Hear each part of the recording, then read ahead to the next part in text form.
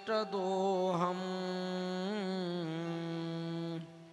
तीर्थास्पदं शिववीर्ये चिनुतं शरणं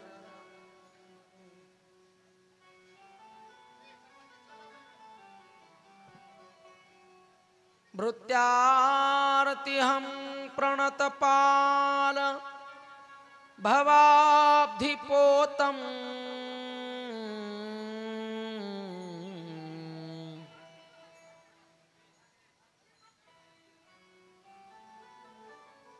वन्दे महापुरुषते चरणारविन्दम्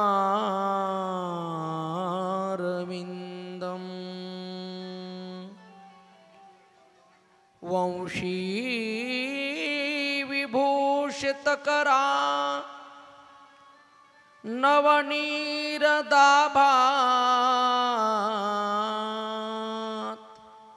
पीताम्बरा दरुणबिम्ब फलाधरोष्टात्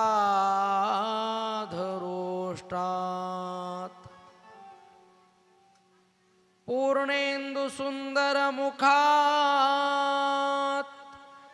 अरविंद नेत्रात्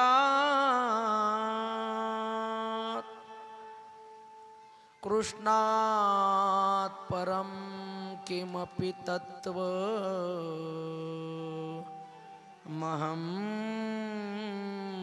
न जाने। नारायणं नमस्कृत्य नरेण चैव नरोत्तमं देवीं सरस्वतीं व्यासं ततो जयमुदीरयेत्।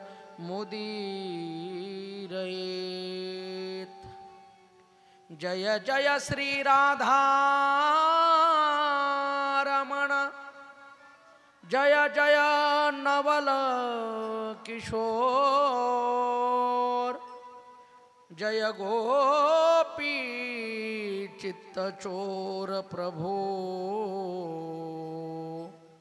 जय जय माखन चोर।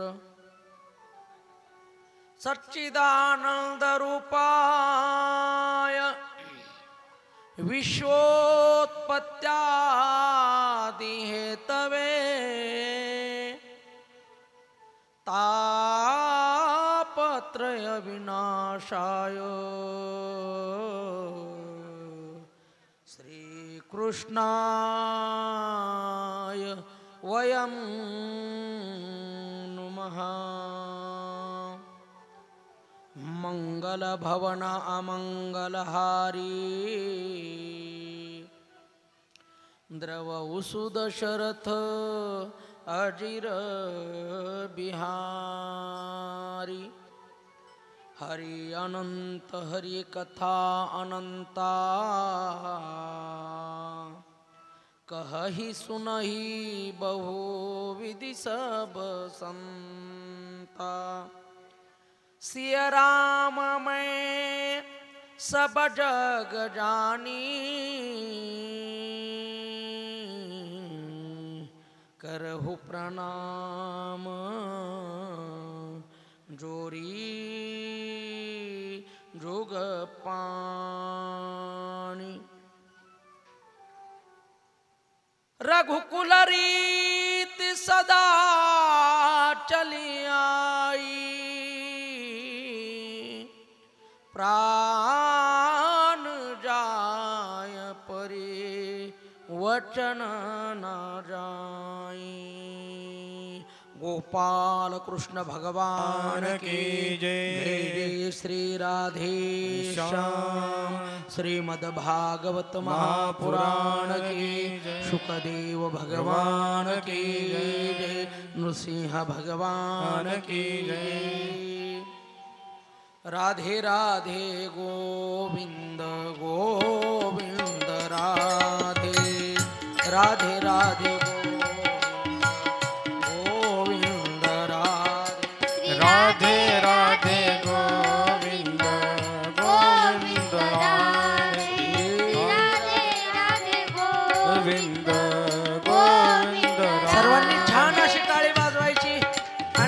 देवाचं भजन करायचं.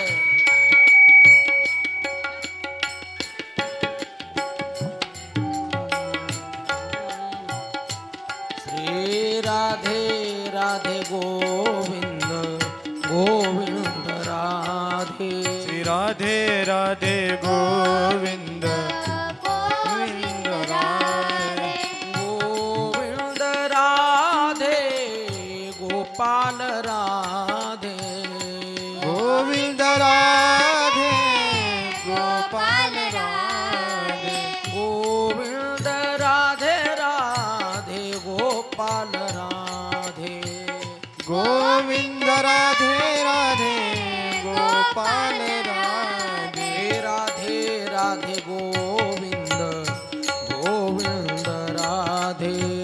राधे राधे गोविंद गोविंद राधे. राधे राधे गोविंद गोविंद राधे. श्री राधे राधे गोविंद गोविंद राधे.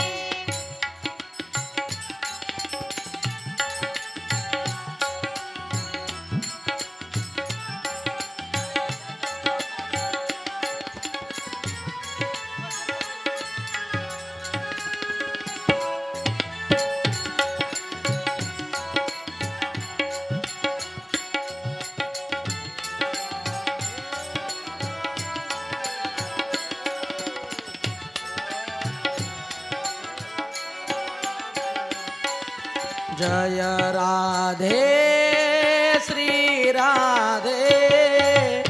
राधे राधे प्रिया प्रिया. जय राधे श्री राधे. राधे राधे प्रिया प्रिया. जय राधे श्री राधे. राधे राधे प्रिया प्रिया. जय राधे श्री राधे. राधे राधे प्रिया प्रिया. जय राधे ही राधे. राधे राधे प्रिया प्रिया.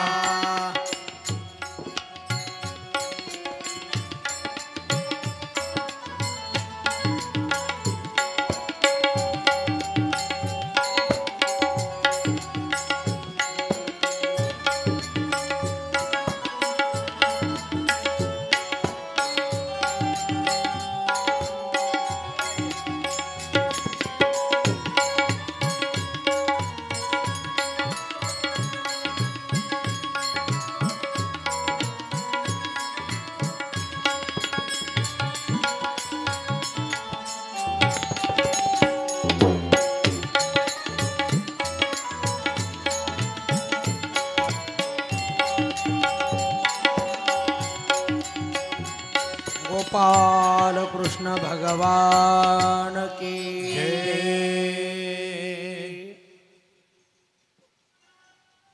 आनंद कंद नंद नंदन मदन मनमोहन गुणनिधान गुणखान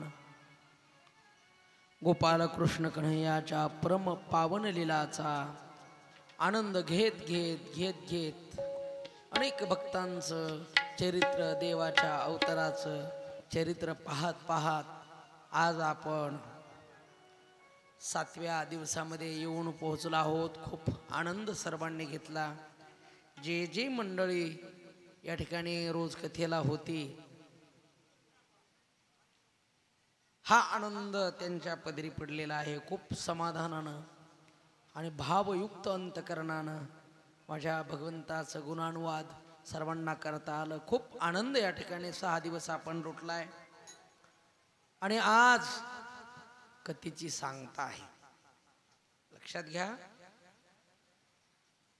आणि या कथेच्या सांगतेनिमित्त आज तुम्ही आम्ही सर्व उपस्थित आहोत.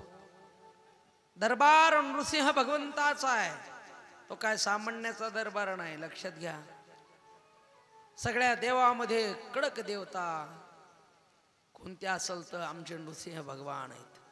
ज्यावेळेस माझ्या देवाने अवतार घेतला आणि 11 विक्राळ रूप ज्यावेळेस लक्ष्मी मैयानं पहिल्यांदा पाहिलं, नृसिंह भगवंताला शांत कोणी करू शकत नव्हतं.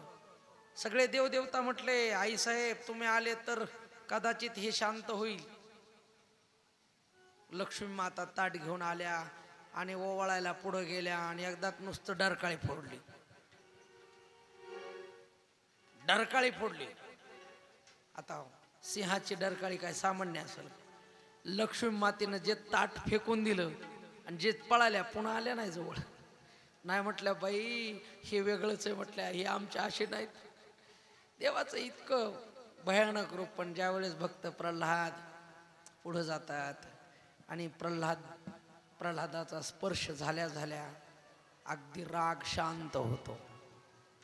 प्रल्हादाला नृसिंह महाराज मांडीवर घेऊन डोक्यावरून हात फिरवतात, आशीर्वाद देतात, सर्व मनोकामना त्यांच्या पूर्ण करतात. त्यांची मनोकामना एकच, माझ्या वडिलांना हिरण्यकश्यपूला सद्गती मिळावी. देवाने आशीर्वाद देऊन टाकला आणि हिरण्यकश्यपूचा उद्धार झाला. भक्तासाठी देव कोणत्याही गोष्टीला माग पुढचा विचार देव कधीच करत नाही. भक्तासाठी साधावया भक्तिकाच नाही लाज धरीत, आम्हासाठी अवतार मत्स्य कुर्मादे शुकर मोहे धावे घाले पाना, नाव घेता पंढरी राणा. हा, आणि देवाला जर सगळ्यात गोष्ट काय आवडत असेल तर माझ्या भक्ताचं हृदय. भक्ताच्या हृदयात का भक्ती राहते ना, सकल भुवन मध्ये निर्धन असते पिधन्या, निवसती हृदये श्याम श्री हरेर भक्ती रेखा. भक्ती महाराणीचं वास्तव्य जर कोणतं असेल, कुठं असेल, ते आहे हृदय. आणि संत हृदय नवनीत समाना, कहा कबिन्न पर कहा नाही जाना. संताचं हृदय नवनीताप्रमाणे आहे. नवनीत म्हणजे लोणी. लोणी नुसतं अग्नीच्या संपर्कात आलं की लगेच वितळतं, लक्षात घ्या. तसं साधू संतांना एखाद्याचं दुःख नुसतं पाहायला जरी भेटलं तरी त्यांचं काळजाचं पाणी होतं, लक्षात घ्या. इतरांच्या दुःखात ज्यांना दुःख होत असेल ते साधू असतात. इतरांच्या सुखात सुख कोणाला होईल, परंतु दुःखामध्ये दुःख होणं फार महत्वाचं आहे.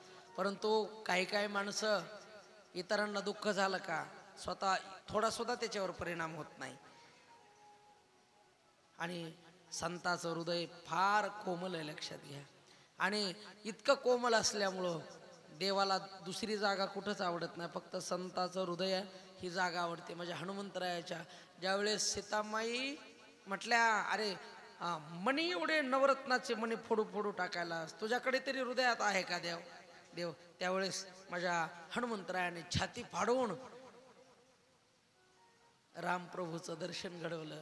मध्ये सीतामया, लक्ष्मण दादा, रामराया सर्वांचं दर्शन हनुमानजीनं घडवलं होतं, लक्षात घ्या.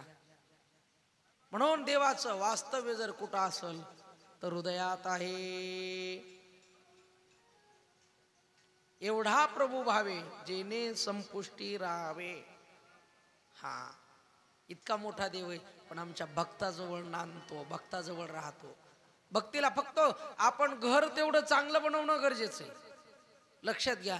आपलं हृदय रूपी घर जितकं आपण स्वच्छ आणि निर्मळ बनवू तितका लवकर आपल्याला देव या ठिकाणी लवकर राहायला येतो, लक्षात घ्या. आणि जोपर्यंत घाण एखादं घर कसं असू द्या, पण बेडरूम माणूस किती स्वच्छ ठेवतो, बरोबर आहे, किती स्वच्छ ठेवतो. आणि स्टोर रूम तर असतंच की, मग काही बी पडलेलं त्याचं सामान. पण हृदय रूपी आपलं हे जे समोरचं जी खोली आपण त्याला बेडरूम म्हणतो म्हणा, हॉल म्हणतो म्हणा, बघा कोणती गोष्ट किती स्वच्छ ठेवतो, चांगले चांगले फोटो लावतो. आपल्या हॉलमध्ये देवदेवतांचे प्रत्येक व्यवस्थित छान सजवतो. आपलं देवघर किती सजवतो, जिथल्या तिथं ग्रंथ, जिथल्या तिथं आरती, जिथल्या तिथं वात, जिथल्या तिथं सगळं. देवघरात गेलं की अक्षरशः देवाचं म्हणजे इथं वास्तव्य आहे हाच भास होतो, इतका आपण स्वच्छता ठेवतो. तसं हे हृदयरूपी मंदिर आपण इतकं स्वच्छ ठेवलं पाहिजे, तरच या ठिकाणी देव येणार आहे आणि नांदणार आहे, राहणार आहे.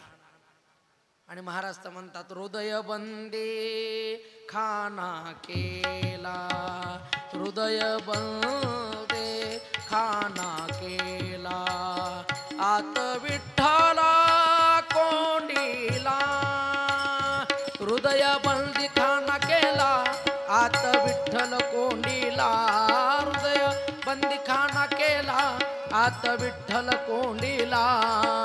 ओ धरिला पंढरीचा चोर, धरिला पंढरीचा चोर, धरिला पंढरीचा चोर. हो, हृदयबंदी खाना केला, आत विठ्ठल कोंडेला. जर जागा चांगली नसती तर देव हृदय संतांनी तिथं नेलाच नसता. ती जागा स्वच्छ अगोदरच करून ठेवली. लक्षात घ्या, तो का म्हणे, चित्त करावे निर्मळ, एवढी गोपाळ राहे तेथे. अगोदर ही जागा स्वच्छ करावी लागते. काम क्रोध आदिक सर्व विकार अगोदर बाहेर काढावे लागतात. आशा ही समूळ खणोनी काढावी, तेव्हाची गोसावी व्हावे तेने. आशाधिक सर्व पाश आपल्याला बाजूला सारावे लागतात आणि त्याची भक्ती करावी लागते. त्यावेळेस आपली भक्ती त्याला आवडत असते. लक्षात घ्या. बाकी तुमचं कसंही, तुमचं रूप कसं असू द्या, रूपाशी देवाला घेणं देणं नाही. शबरीमयाचं रूप कसं होतं, फार सुंदर होती का शबरीमया? काल आपण कुब्जाचं उदाहरण पाहिलं. कुब्जा फार दिसायला चांगली होती का? 3 ठिकाणी वाकडी असलेली कुब्जा, आणि माझ्या देवाने सैरंद्री नाव हाक मारलं, ए सुंदरी. आणि तिच्या हाताने चंदन लावून घेतलं आणि तिला सुंदर बनवलं. लक्षात घ्या, सुंदरता ही फार देवासाठी किरकोळ विषय, परंतु तुमचं हृदय इतकं सुंदर पाहिजे की तुमचं हृदय आणि तुमचं प्रेम त्याला खेचून आणलं पाहिजे. शबरी मैयाचं रूप काय फार सुंदर नव्हतं ज्यावेळेस माझे देव आलते. किती वय होतं शबरीचं, केस पांढरे झालेले आणि सगळे शरीर असं जीर्ण जीर्ण झालेलं, सगळ्या सुरकुत्या पडलेल्या. पण शबरी मैयेची झोपडी माझ्या देवाने शोधत शोधत झोपडी गाठली. देवाला काय आवडतं? फक्त भक्ती आवडते. शबरीचं चिंतन जर आपण बारीकाईनं जर केलं ना महाराज, शबरी मैयाचं, शबरीचं वय असेल 5. महिला मंडळी ऐकताय ना, शबरीचं वय असेल 5 आणि 5 वर्षाचा असताना लग्न जमलं शबरीचं. 5 वर्षाचं असताना शबरी मैयाचं लग्न जमलं आणि अनेक बोकडं बापाने विकत आणले. भिल्लाचा राजा आहे शबरीचा बाप. आणि शबरी विचारते, बाबा एवढे हे बोकडं कशाला? अरे यांना कापून उद्या सगळ्या पाहुण्या रावळ्यांना भाजी बनवायची, खाऊ घालायचे. तुझं लग्न आहे ना उद्या? हो बाबा, पण मग यांना मारून चांगलं नाही, यांना मारू नका. नाही म्हटले, याच्याशिवाय पर्याय नाही, पाहुणे खुश होणार नाहीत. आपला पाहुणचारच आहे आता, यांच्याशिवाय पर्याय नाही आपल्याला. शबरीला वाटतं एवढ्या मुक्या प्राण्यांना मारून आपला संसार सुखाचा होईल का? म्हणून शबरीला ही गोष्ट पटत नाही. रात्री 12 वाजता शबरी मैया घर सोडून पळत सुटते आणि सकाळी लक्षात येतं शबरी पळाली, नवरी पळाली, नवरी पळाली. बापाला वाईट वाटतं. बाप आता इज्जतीचा प्रश्न आहे ना, नवरी पळाल्यावर बापाची काय इज्जत राहणार? सैन्याला पाठवतो बाप पाठीमागे, जा शोधून आणा, घेऊन या. सैन्य मागे येताना लक्षात येतं शबरीच्या की आपल्या पाठीमागे सैन्य पाठवलंय. आणि मग शबरी काय करते, एक मेलेला उंट होता, आतमधून कुत्र्याने पूर्ण खाऊन टाकला होता आणि काताळं होतं, त्या उंटामध्ये जाऊन बसते मेलेल्या. कुणाला सापडत नाही. सैन्य माघारी येतो. शबरी मैया वनात जाते. मातंग ऋषीचा आश्रम आहे. आश्रम इतका छान आहे, घनदाट अरण्यामध्ये आश्रम आहे मातंग ऋषींचा. आणि त्या आश्रमात शबरी पाहते गुरुजी कधी उठतात, कधी बाहेर जातात, कधी स्नान करतात. गुरुजींची सेवा करायची. कशी करायची, कोण्या रूपाने करायची? तर गुरुजी 4ला उठतात, तर मग ज्या रस्त्याने स्नानासाठी गंगेवर जातात तो रस्ता शबरी स्वच्छ करायची. पुन्हा झाडावर जायची, पाला खायची, फळं खायची, वरच थांबायची. गुरुजींना वाटलं रोज ज्या वाटेवर एवढे दगड टोचायचे, दगडानं असा गच्च भरलेला रस्ता इतका स्वच्छ कस काय झाला? शिष्याला विचारलं, कुणी स्वच्छ केला? शिष्य म्हटले, आम्ही नाही केला. मग कुणी केला? ह्या अरण्यात आलं कोण? गुरुजी त्या दिवशी झोपले नाही आणि पहाटे 3 वाजता रस्ता स्वच्छ करत असताना ही शबरी दिसली. शबरी मैयाजवळ येतात. कोण तो? सांगितलं, मी अशी अशी राजाची मुलगी, आणि असं असं झालं आणि मला लग्न करायचं नाही, मला तुमची सेवा करायची, मला तुमच्या सेवेमध्ये घ्या. आणि म्हणून मातंग ऋषीनं शिष्य म्हणून स्वीकार केला. रामकृष्ण हरी मंत्र दिला शबरीला, आणि शबरी मैयानं राम राम राम राम अखंड साधना चालू केली. मातंग ऋषीचं इतकी साधना केली की अंतकाळात मातंग ऋषीचं जाण्याची वेळ आली. त्यावेळी शबरीला बोलून घेतलं. काय तुझी इच्छा आहे सांग म्हटले. त्यावेळी शबरी मैया म्हणते, ज्या देवाचं मी आयुष्यभर भजन केलंय त्यांनी मला याच जन्मात दर्शन द्यावं, ही माझी इच्छा आहे. आशीर्वाद दिला मातंग ऋषीनं. काळजी करू नको, भजन करत राहा. एक दिवस स्वतः राम प्रभू तुझ्या झोपडीत येतील आणि तुला दर्शन देतील, तुझा उद्धार होईल. आशीर्वाद दिला. मातंग ऋषीचं जाणं झालं. शबरी मैया त्याच आश्रमात अनेक वर्ष रामनामाची साधना करत होत्या.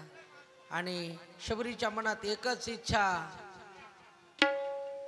एक ना एक दिवस माझा देव येईल, मला दर्शन देईल. आणि जब मेरे राम जी का आवन होगा, शबरी के कुटिया का पावन होगा. जब मेरे राम जी का आवन होगा, शबरी के कुटिया का पावन होगा. जब मेरे राम जी का आवन होगा, शबरी के कुटिया का पावन होगा. जब मेरे राम तबल्याचा आवाज जी का वाढवा, आवन डग्याचा आवाज वाढवा. शबरी की कुटिया का पावन होगा. जब मेरे राम जी का आवन होगा, शबरी की कुटिया का पावन हो. आएंगे रघुराई तब मैं आसन पे बिठाऊंगी, मीठे मीठे बेर अपने हाथों से खिलाऊंगी. आएंगे रघुराई तब मैं आसन पे बिठाऊंगी, मीठे मीठे बेर अपने हाथ से खिलाऊंगी. साथ साथ लक्ष्मण जी का दर्शन होगा, शबरी के कुटिया का पावन होगा. जब मेरे राम जी का आवन होगा, शबरी के कुटिया का पावन होगा. हा, ज्यावेळेस स्वतः रामराया येतील त्या दिवशी माझी ही झोपडी पावन होईल. आणि म्हणून रोज शबरीने उठावं आणि आश्रमाकडे येणारे जेवढे जेवढे रस्ते तेवढे स्वच्छ करावे. का माझ्या देवाला काटा टोचला नाही पाहिजे, खडे टोचले नाही पाहिजे. लक्षात घ्या. शबरे संवारे रास्ता आएंगे राम जी, शबरी संवारे रास्ता आएंगे राम जी. मेरा भी धन्य जीवन बनाएंगे राम जी, मेरा भी धन्य जीवन बनाएंगे राम जी. शबरी संवारे रास्ता आएंगे राम जी शबरी संवारे रास्ता आएंगे राम जी ओ काय करायची शबरी उठून डलिया में बेर भर भर के चुन चुन के ला रही बोर रोज घेऊन यायची बोर माझ्या देवासाठी खट्टे हो या मीठे खाएंगे राम जी हा कसे का असतील पण माझा देव खाईल भाव शबरीचा फार गोड आहे आणि देवाकडे प्रार्थना रामार घो नंदना रामार घो नंदना आश्रमात या कधी रे येशील आश्रमात या कधी रे येशील रामार घो नंदना रामार घो नंदना रामार घो नंदना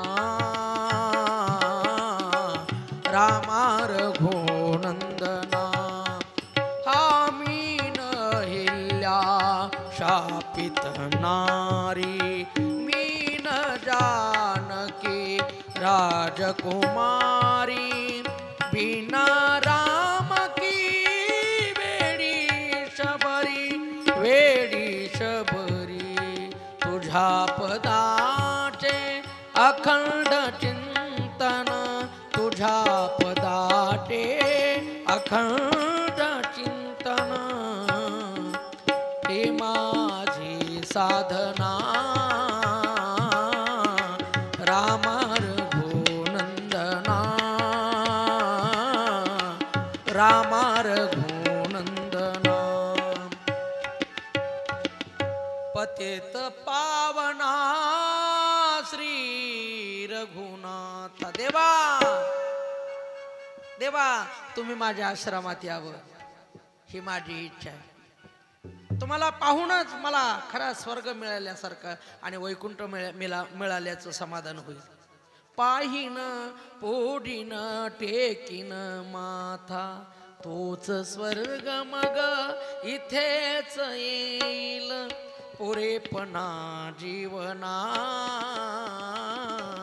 रामार घो नंदना माझा देव येतो लक्षात घ्या स्वतः देव येतो शबरीच्या हातानं उष्टी बोर खातो आणि शबरी मैया रामरायाच्या चरणावर आपला जीव देऊन टाकते अशी एकच भक्त होऊन गेली बघा एक तर जटायू महाराज रामरायाच्या मांडीवर काय करतो प्राण सोडतो आणि शबरी मैयानं देवाच्या मांडीवर प्राण सोडला स्वतःच्या हाताने माझ्या रामरायाने सर्व विधी केलेला आहे काय भाग्यवान आहेत माणसे काय भाग्यवान आहेत ही संत मंडळी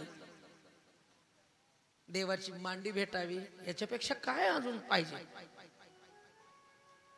म्हणून आपलं हृदय का विषय निघला आपलं हृदय इतकं चांगलं बनवा की देव आला पाहिजे इतकं चांगलं बनवा की देव स्वतःहून तुमचं हे स्थान निवडलं पाहिजे हृदय आणि तैसा हृदयामध्ये मी रामू असता सर्व सुखाचा आरामू का भ्रांतासी कामू विषयावरी बाकीच्या विषयाचा विसर पडला पाहिजे विषयी विसर पडिला निशेष अंगी ब्रह्मरस ठसावला म्हणून भाव महत्वाचा आहे तुम्हाला जी भक्ती करायची जी पूजा करायची भावयुक्त अंतकरणाने करा भाव का भोका हूं मैं और भाव ही बस सार है भाव से मुझको भजे तो भव से बेड़ा पार है भाव नसेल तर काय उपयोग आहे भजनात भक्ती करून काय उपयोग आहे नुसतं नवस करून काय उपयोग आहे नवस केला म्हणजे काय देव थोडाच प्रसन्न होणार आहे तुमचं हृदय तो पाहतो भाव बिना सब निधिवन मधुबन लागत सब वीराण भाव जर नसल तुम निधिवन असू द्या उजेड वाटतो ओसाड वाटतंय उदास वाटतंय आणि भाव असेल तर भाव नाही तो हर मंदिर में देखत बस पाषाण. भाव नसल ना, भगवान शंकराच्या मंदिरात जा, तुम्हाला दगड दिसल.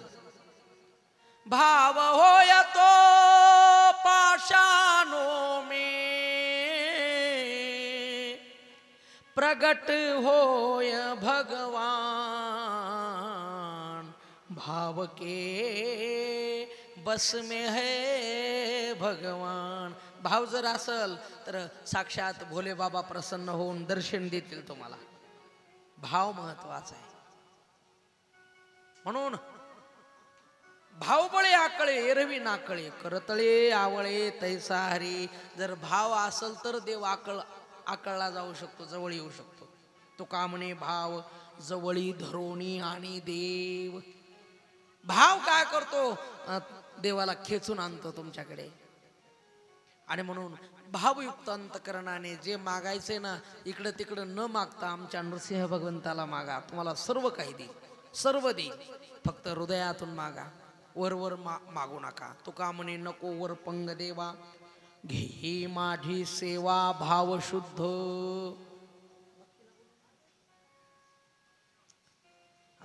काल आपण इतक्या थाटामाटात भगवान कृष्णाचा विवाह लावला.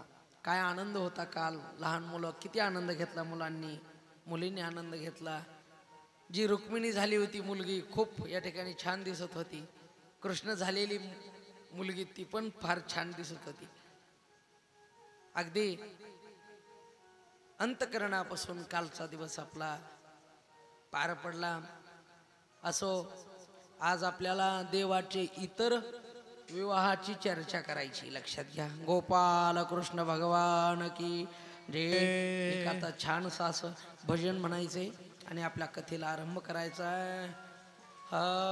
ज्ञानोबाराया माझ्या तुको बाराया, बाराया माझा तुको बाराया. ओ ज्ञानोबाराया माझ्या तुको बाराया. ज्ञानोबाराया माझा तुको बाराया. ज्ञानोबाराया माझ्या तुको बाराया. ज्ञानोबाराया माझा तुको बाराया. ज्ञानोबाराया माझ्या तुको बाराया. ज्ञानोबाराया माझा तुको सर्वांचा आवाज आला पाहिजे. बाराया. ज्ञानोबाराया माझ्या तुको बाराया. बाराया माझा तुको बाराया. ओ ज्ञानोबाराया माझ्या तुको बाराया. ज्ञानोबाराया आवाज येत नाही, माझा खालची मंडळी, तुको आवाज येत नाही. बाराया. ज्ञानोबाराया माझ्या तुको बाराया. ज्ञानोबाराया माझा तुको बाराया. कैवल्याचा पुतळा ज्ञानोबाराया. कैवल्याचा पुतळा पुतळा ज्ञानोबाराया. साधकांचा माय बाप ज्ञानोबाराया. साधकांचा बाप माझा ज्ञानोबाराया. सर्वाभूती सुख रूप ज्ञानोबाराया. सर्वाभूती सुख माझा ज्ञानोबाराया. ज्ञानोबाराया माझ्या तुको बाराया. राया तुको बाराया. ज्ञानोबाराया माझा तुको बाराया. ज्ञानोबाराया माझा तुको बाराया.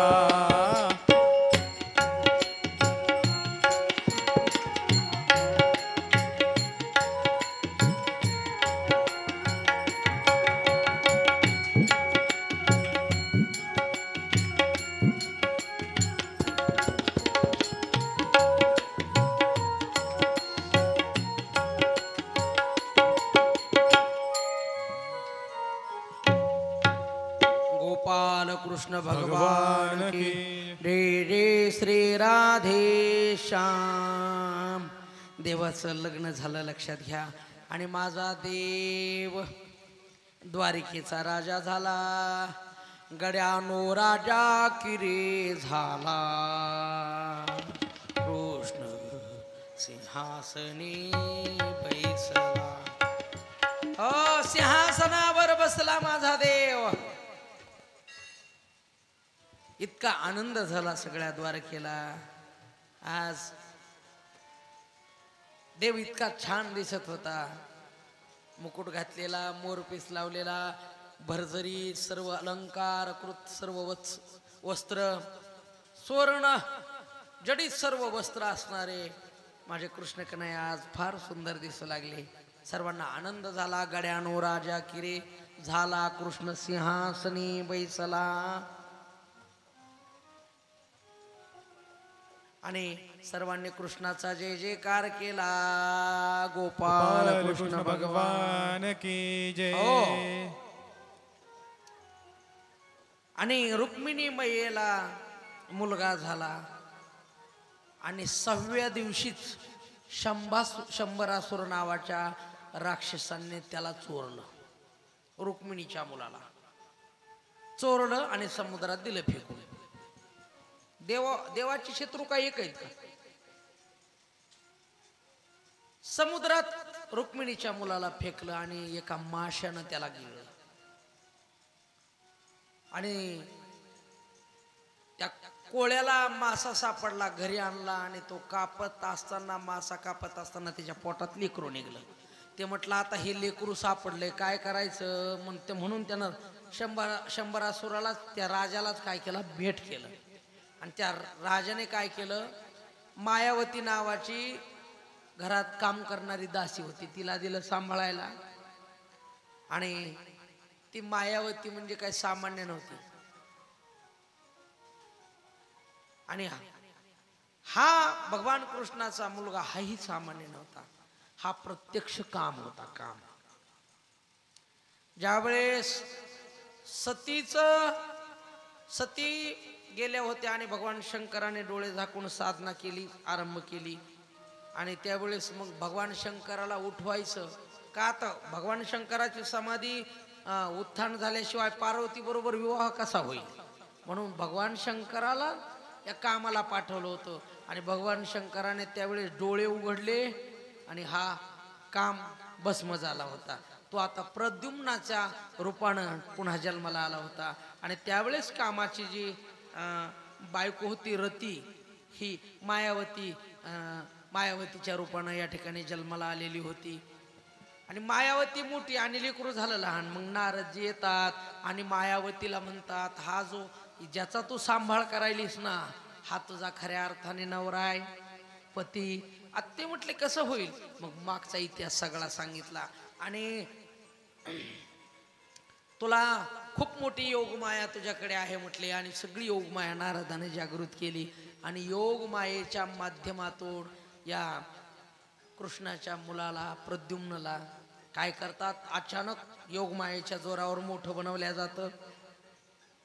आणि प्रद्युम्न अगदी मोठा झाला. आणि प्रद्युम्न या शंभरासुराबरोबर युद्ध करतो. प्रद्युम्न पाहता पाहता प्रद्युम्न शंभरासुरावर असा तुटून पडतो. शंभरासुराचा वध करतो. गोपाल कृष्ण भगवान की जय. शंभरासुराला मारून आता प्रद्युम्न इतका मोठा झालता, साक्षात कृष्ण दिसत होता प्रद्युम्न. आणि रतीचं या मायावती म्हणजे रतीचं आणि प्रद्युम्नचं लग्न लागलं. आणि आनंदानं या ठिकाणी कुठं आले, द्वारकेत आले. रुक्मिणी मातेला मुलाला पाहून खूप आनंद झाला. जाताना इतकं 6 दिवसाचं गेलो होतं, पण येताना एवढा मोठा मुलगा.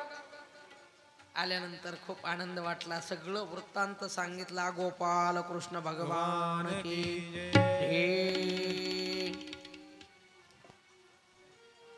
देवाचं आपल्याला 2 नंबरचं लग्न पाहायचंय. एक सत्राजित नावाचा राजा आहे बघा, आणि त्याच्याकडं एक असा म्हणी, तो रोज सोनं देतोय, सोनं.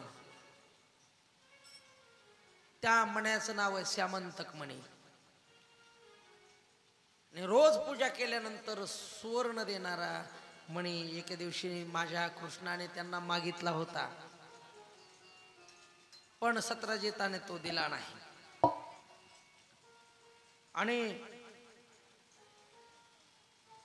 सत्रजिताचा भाऊ प्रसेन एके दिवशी गळ्यात तो मणी घातला आणि शिकारीसाठी गेला, पण तिकडं वाघानं त्याला मारलं. आणि त्या ठिकाणी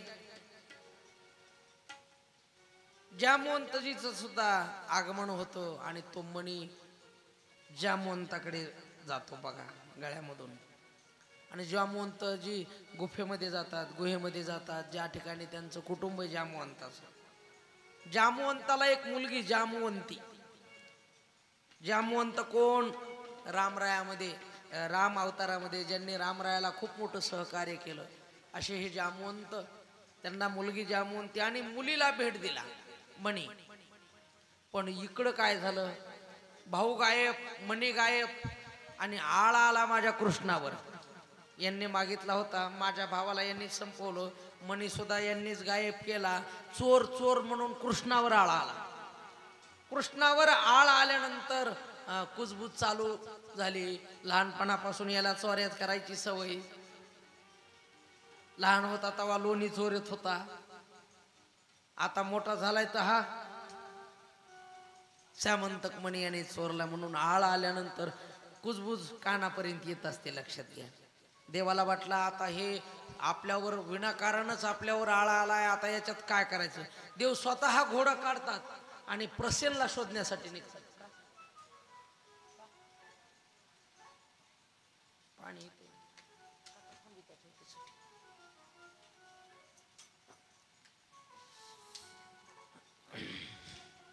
देवाला वाटलं हा विनाकारण आपल्यावर आळा घालायला लागले, आता काय याचा काहीतरी छडा लावला पाहिजे.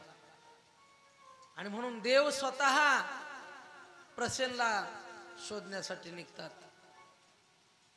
आणि त्याचा शोध काढतात. त्याला मारून टाकलेलं दिसतं. वाघाचे ठसे जिथं ज्या दिशेने गेलते ती दिशा पुढे जातात. वाघ बी मेलेला पुढे जातात. अस्वलाचे म्हणजे जामवंताचे ठसे दिसतात. ते गुफेपर्यंत जातात. त्या गुहेपर्यंत मोठी गुहा होती. त्या गुफेमध्ये माझा देव घुसतो. लक्षात घ्या. आणि जामवंताचं आणि माझ्या देवाचं घनघोर युद्ध चालू होतं. गोपाल कृष्ण भगवान एवढं युद्ध 27 दिवस युद्ध चालतं. 27 दिवस युद्ध. 28व्या दिवशी माझे देव जामवंताचे हाडनहाड खिळखिळ करतात आणि जामवंत पाय धरतात. ओळखलं ओळखलं, तुम्हीच माझे राम आहात, तुम्हीच माझे राम आहात. आणि मागच्या अवतारात राम अवतारात सगळ्याला जे पाहिजे ते देवानं दिलं. पण जामवंताला ज्या वेळेस सांगितलं तुम्हाला काय पाहिजे, त्यावेळेस जामवंताची एकच इच्छा होती,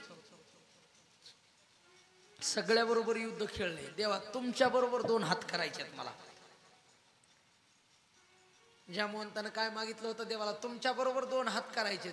देवानं ती इच्छा या जन्मात पूर्ण करायचं ठरवलं आणि जामवंता बरोबर 2 हात करण्याचं देवानं काम केलं. आणि जामवंताने ओळखलं की देवा तुम्हीच माझे राम आहात, तुम्हीच माझे राम आहात.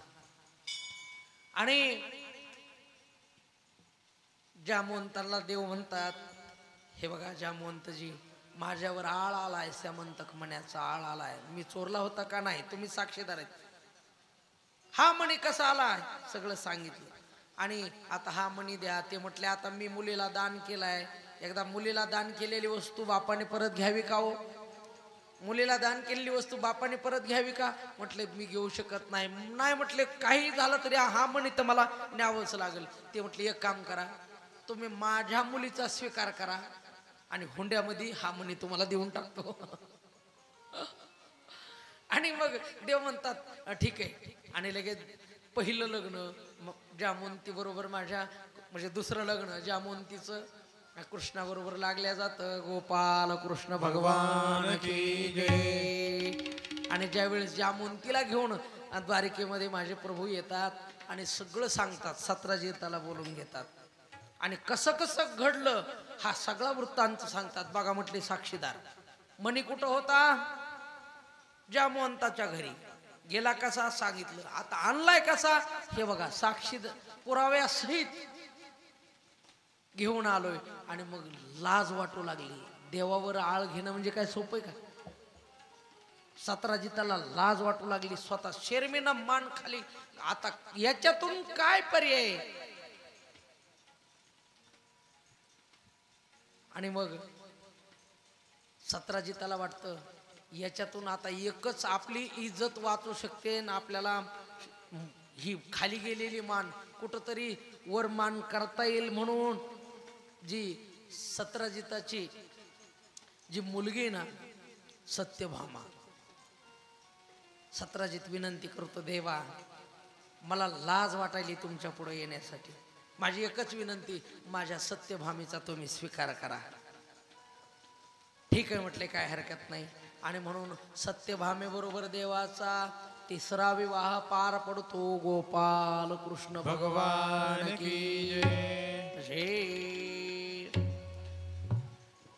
देवाचा चौथा विवाह सूर्यकन्या कालिंदीशी होतो. लक्षात घ्या, ज्यावेळेस अर्जुन आणि कृष्ण फिरत असताना गंगेच्या तटावरती ही कालिंदी तपश्चर्या करत होती, त्यावेळेस अर्जुन त्यांना विचारतात, तुम्ही का तपश्चर्या करतायत?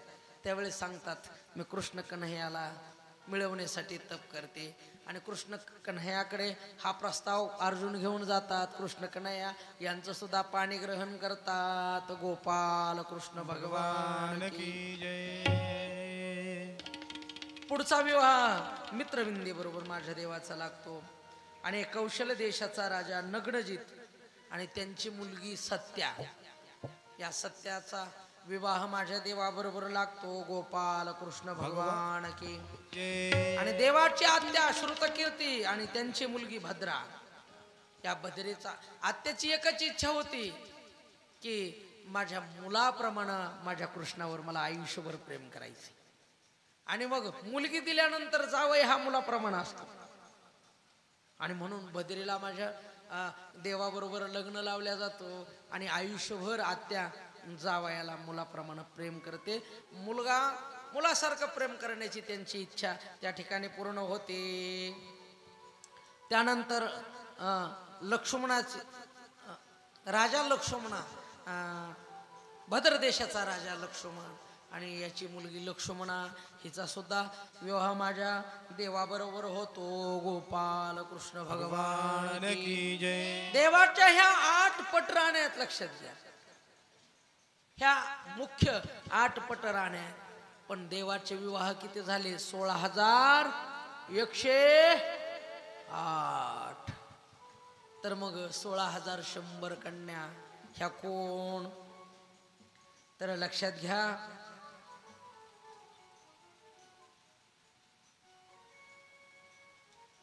भौमासुर एक महान दैत्य,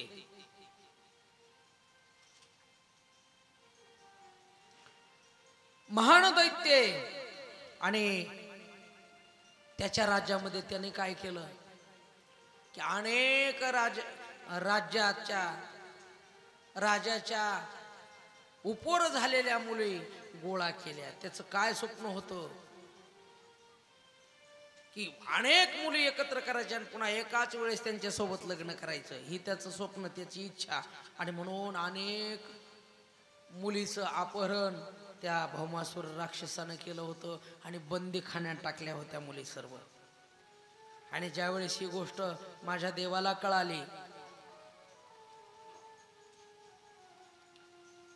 त्यावेळेस देवाला राहवलं नाही आणि त्यांची सुटका करण्यासाठी माझे देव जातात. पण त्या जो राजवाडा होता त्या राजवाड्याच्या भोवताली मोठं खंदक होतं आणि त्यामध्ये 5 डोक्याचा एक मूर नावाचा राक्षस होता. ज्यावेळेस माझे देव सोडवण्यासाठी जातात, तो मूर नावाचा राक्षस बाहेर येतो आणि सुदर्शन चक्राने त्या मूर नावाच्या राक्षसाचे 5ही मुंडके माझा देव उडवतो, त्याला मारून टाकतो. आणि ज्यावेळेस देव मध्ये जातात तर भौमासूर समोरून येतो. भौमासुराबरोबर देवाचं भयानक महाभयानक युद्ध या ठिकाणी आरंभ होतो. भौमासूर अकराळ विक्राळ रूप घेऊन माझ्या देवावर चालून येत होता, पण देव सामान्य आहेत का? पाहता पाहता युद्धामध्ये भौमासुराला हरवलं गोपाल कृष्ण भगवान. भौमासूरचा वध झाला आणि ज्यावेळेस देव आतमध्ये जातात आणि सगळ्यांची तुरुंगातून सुटका मुलीची होते आणि सर्व मुली बाहेर येतात आणि देवाला शरण येतात आणि देवाला विनंती करतात, रामकृष्ण हरी या तात्या या या या या बसा, धन्यवाद.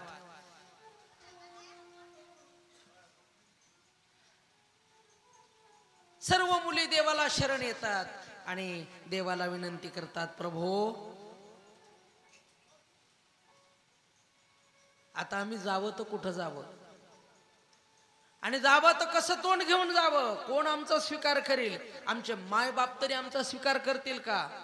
एखाद्या माणसाने पळून नेलं समजा आणि त्यांच्या घरी ठेवलं आणि पुन्हा जरी आणलं माघारी तरी साशंक वृत्तीनं संशय वृत्तीनं आमच्याकडे पाहिल्या जाईल. आम्हाला जेवढी इज्जत मिळणार तेवढी मिळणार नाही, मिळायला पाहिजे तेवढी इज्जत मिळणार नाही, आम्हाला हीन दृष्टीनं पाहतील. म्हणून आमची एक विनंती, मनोमन विनंती, प्रार्थना आहे, देवा आमचा तुम्ही स्वीकार करा. सगळ्यांची प्रार्थना लक्षात घेऊन देव राजी होतात आणि एकदाच 16,100 रूप माझे देव धारण करतात. 16,100 रूप धारण करतात आणि एकदाच सर्व मुलींबरोबर त्या एकदाच देवाचं लग्न पार पडतं. गोपाल कृष्ण भगवान की जय. हा, देवाचे आता सगळे लग्न किती झाले? 16,108 आणि सगळ्यांना द्वारकेत आणलं. प्रत्येकीला वेगवेगळं सुंदर महल बांधून दिला आणि सगळ्यांचा अतिशय छान थाटामाटात संसार चालू झाला. प्रत्येक स्त्रीला 10-10 मुलं झाली. कृष्णाला एकूण मुलं किती? 1,60,080 कृष्णाला. आणि कोट्टीमध्ये पुढं कृष्णाचा सगळा संसाराचा गाडा हा वेल कोट्टीवर गेला पुढं. लक्षात घ्या, त्यांचे कृष्णाचे नातू किती पंतू किती काय त्याचा मेळच नाही. असं वर्णन आलंय की 56 करोड आकडा गेलता. एवढा कृष्णाचा परिवार इतका मोठा झाला, लक्षात घ्या. आणि इतकं देवाचं सर्व ऐश्वर्य असताना एक देवाचा मित्र आहे बघा, त्याचं नाव आहे सुदामा. सांदीपनी ऋषीच्या आश्रमात असताना दोघांची फार मैत्री होती आणि सुदामा अनेक वर्ष झालं पण सुदामाची आणि कृष्णाची कधी भेट झाली नव्हती. पण एवढंच माहिती सुदामाला की आपला मित्र आता राजा झाला, या देशाचा राजा म्हणजे आपला मित्र आहे. आणि तो कधी स्वतःच्या बायकोला कधी सुदामा सांगत नव्हता. नाव सुशीला आहे, सुदामाच्या पत्नीचं नाव सुशीला. कधी सांगितलं नाही की माझी एवढी गरिबी, जर हिला कळालं तर विनाकारण जाईल आणि काहीतरी मागण्याचा आग्रह कर, म्हणून कधी सांगत नव्हता सुदामा. आणि सुदामाचं जीवन असं आहे महाराज, आज चूल पेटल का नाही सांगता येत नाही. फक्त 5 घरं भिक्षा मागायची आणि दिली तीच खायची अजिबात. आणि फार वाईट अवस्था ज्यावेळेस गरिबी असते ना महाराज, गरिबी बघा, आपण असे कितीतरी माणसं आहोत की ती गरिबीतून वर आलेलो, गरिबी पाहिली. सगळ्या माणसांनी गरिबी भोगली. आता काळ बदलला. पूर्वीचा काळ म्हणतात, आम्ही ऐकले आमच्या नशिबात नव्हतं ते, आम्ही भाग्यवान आहेत, आम्ही पुढच्या पिढीत जन्माला आलो. पण ज्यावेळेस आमचे मागची माणसं सांगतात, आमची आई सांगायची, ज्यावेळेस 72-76चा दुष्काळ होता त्यावेळेस धरण खांदायला आमचे जायची आई ते, आणि सुकडी वाटायचे त्यावेळेस. सुकडी बऱ्याच माणसाने इथं सुकडी खाल्लेली असेल, खाल्ली ना बाबा?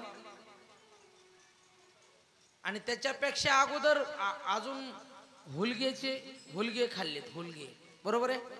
बरबाड्याच्या भाकरी खाल्ल्यात म्हणतात, बरबाडा. काय वाईट काळ असलं होतं. आज आपल्याला बघा ना, प्रत्येकाच्या घरात धान्य ठेवायला जागा नाही. कुठं ठेवायचं? एवढं कशाला ठेवायचं? विकून टाका. इतका काळ बदलला. पण पूर्वीचा काळ किती अवघड होता, किती वाईट होता, लक्षात घ्या. सुदामाचं जीवन सुद्धा इतकं असं भरलेलं आहे, वाईट दुःखाने भरलेलं आहे की आज सुद्धा मला कधी कधी लेकरांना खायला मिळत नाही. आणि बिचारे सुदामा आणि सुशीला पाणी पिऊन झोपते हो, जे असेल ते लेकराला खाऊ घालते आणि स्वतः मात्र पाणी पिऊन झोपतात. इतका वाईट काळ आहे सुदामाच्या जीवनात. एके दिवशी सुदामा सहजच म्हणतो, सुशीला एक सांगू तुला, या देशाचा राजा आहे ना, तो माझा मित्र आहे. असं म्हणताय? खरं म्हणताय? लबाड तर बोलत नाहीत ना? अहो तुम्ही जा ना एकदा, तिथं गेल्यानंतर काहीतरी देतील आपल्याला, आपली गरिबी दूर होईल, आपल्याला किमान 2 टायमाला खाण्यापुरतं तरी उभं होईल. तुम्ही जा. सुदामा नाही म्हणतात. पण अनेक दिवसाचा आग्रह धरून धरून पुन्हा ते सांगू सुदामदेव तयार होतात जायला. पण एकच विनंती करतात, हे बघ म्हटले जातो मी, पण काही मागणार नाही. याच अटीवर जातो, तू जर काही मागा म्हणून मला पाठवत असतील तर मी कधीही जाणार नाही. नाही म्हटले तसं नाही माझा आग्रह, पण जा. तिला वाटतं कमी नाही मागू द्या, पण त्याने स्वतः दिलं तर येईल ना. आणि म्हणून सुदामा जायला तयार होतो. जायचंय उद्या, पण आता काय द्यावं? सोबत द्यायला तर काही नाही घरात. सकाळी सुदामदेव आवरतात, अंगावर तर बनेल सुद्धा नाही, जानवय फक्त माळ आणि जानव आणि अर्ध्या धोतरात सगळं शरीर झाकलेलं. आणि असा काळ, अशी वेळ असताना सुदामदेव निघतात. सोबत जायचं तर काय घ्यावं? भाकर तर खायला नाही, पण सुशीला जाते, शेजारणीकडे जाते आणि तुमच्याकडे काय आहे का हो, द्या ना मला. मग तिनं फटकून ठेवलेले भुगा झालेले पोहे गोळा करते, 3 मुठी पोहे फक्त. आणि गाठोडी, या ठिकाणी छोटी सास पुरचून दे आपण म्हणू त्याला, छोटस अशी गाठोडी गाठ तयार करतात त्याची आणि हातात देतात की हे कृष्णाला भेट द्या, हे कृष्णाला आपल्याकडून खायला द्या प्रसाद. आणि सुदामदेव निघतात.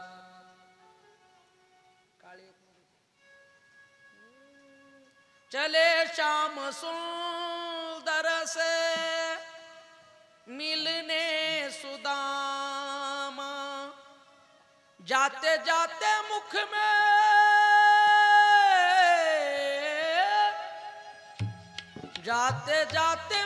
में हरे कृष्ण रामा. चले श्याम सुंदर से मिलने सुदामा, चले श्याम सुंदर से मिलने सुदामा. चले श्याम हरे रामा रामा रामा हरे हरे, हरे कृष्ण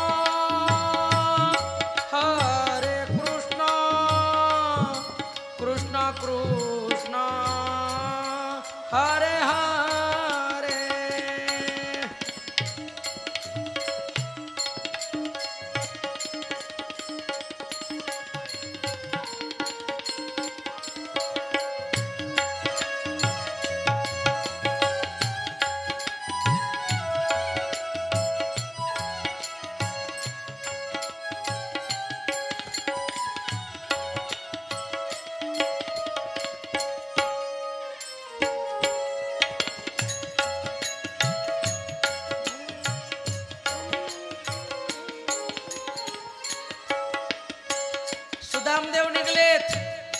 सोबत एक काठी, हातामध्ये काठी आणि काठी टेकत मजल दर मजल करत करत प्रवास चालू आहे।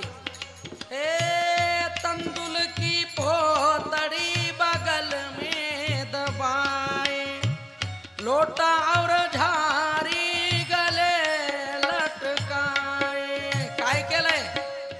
तांदळाची ही गाठोड बगलेमध्ये अडकून ठेवलंय। एक झारी घेतली सोबत, हातामध्ये काठी। पण जात असताना, द्वारकेकडे जात असताना एक क्षण सुद्धा देवाचं भजन बंद नाही। जाते जाते मुख में, जाते जाते मुख में हरे कृष्ण रामा, चले श्याम सुंदर से मिलने सुदामा, चले श्याम सुंदर से मिलने सुदामा। हरे कृष्ण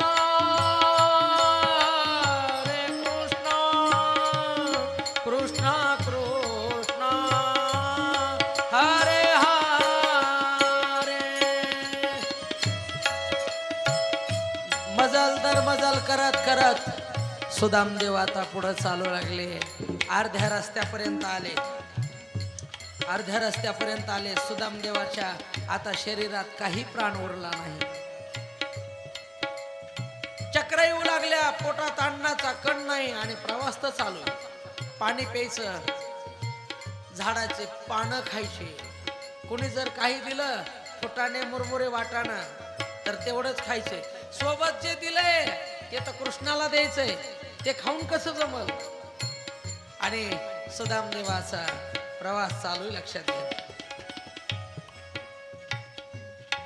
आणि सुदामाचा मुक्काम झाला। एका झाडाखाली झोपले सुदामदेव, झाडाखाली झोपले। पण देवाला सांगावं लागतं का हो त्याच्याकडे कोण येणार आहे? ती देवाला सांगायची गरज आहे का? अंतरीची घेतो गोडी, पाहे जोडी भावाची। देव सोयरा देव सोयरा देव सोयरा दिनाचा, न सांगता तुम्हा कळू येते अंतर। कृष्णाला तिथं द्वारकेत कळालं माझा मित्र येतोय, पण आता त्याच्या शरीरामध्ये इतका सुद्धा प्राण शिल्लक नाही। माझे देव सुदामाला जे तिथून उचलतात, थेट द्वारकेच्या समोर आणून ठेवतात। आणि ज्यावेळेस सुदामाची झोप होते, डोळे उघडतात तर समोर द्वारका नगरी।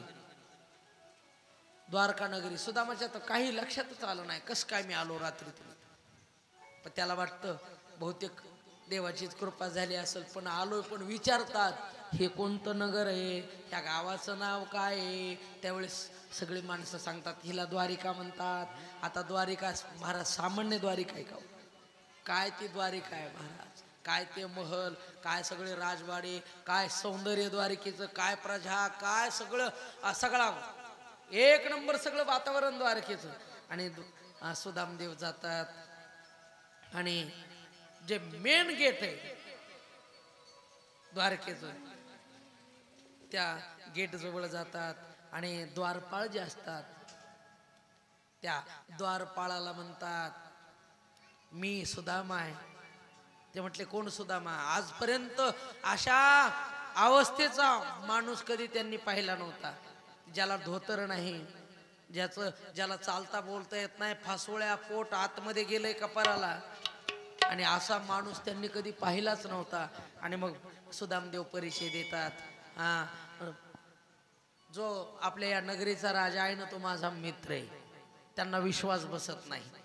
अहो तुम्ही जाऊन फक्त सांगा तर खरं की आपल्या या द्वारकेमध्ये तुमचा लहानपणीचा मित्र सुदामा आलाय, एवढं जाऊन निरोप तर द्या।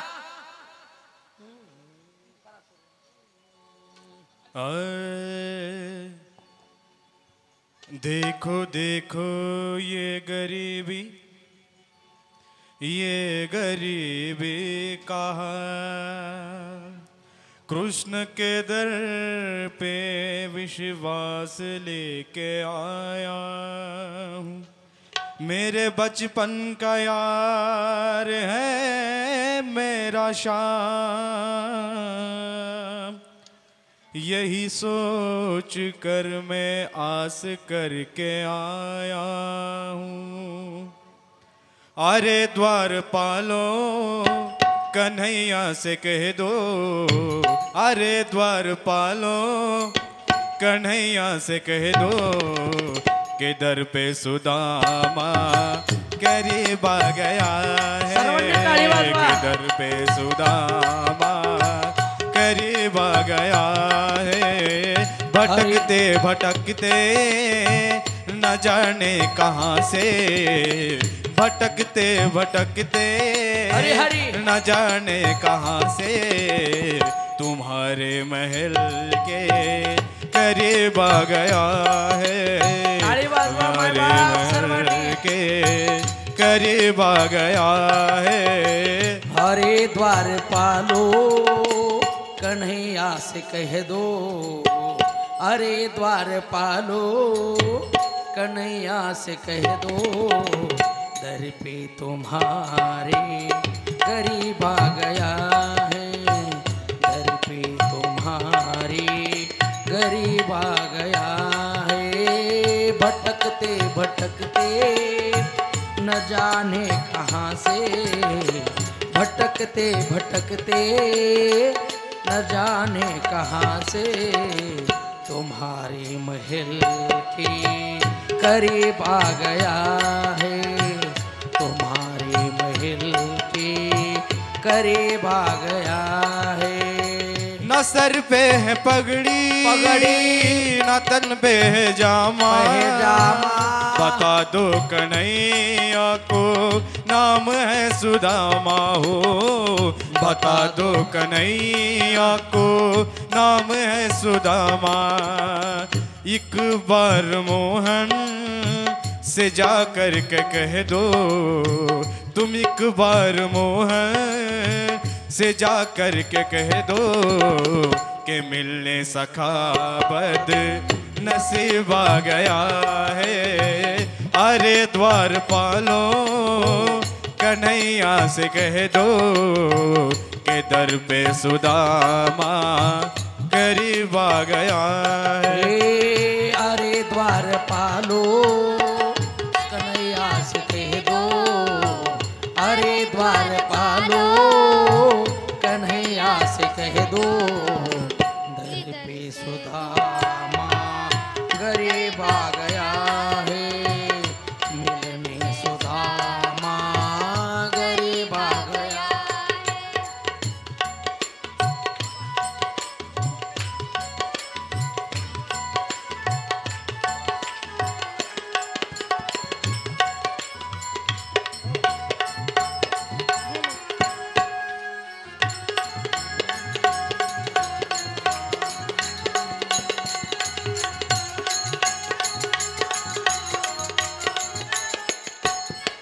सुदामाचं रूप कसं आहे? ना सिर पे है पगडी, डोक्यावर काय आहे का? नाही महाराज, चप्पी केलेली. ना तन पहजामा, शर्ट आहे का? शर्ट अंगावर शर्ट नाही, उघडा आहे सुदामा. फक्त छोटीशी धोतरी घातलेली महाराज, धोतर, अंगावर शर्ट नाही, डोक्यावर कसली टोपी नाही. आणि ब्राह्मणाचा वेश धारण केलेला फक्त जानव आहे गळ्यामध्ये. हे रूप कधी द्वारपालानं पाहिलं नव्हतं. आणि देवाला जाऊन सांगा की मी त्याचा मित्र आहे, बालमित्र आहे. पण हे असं रूप कुणी द्वारपालानं पाहिलं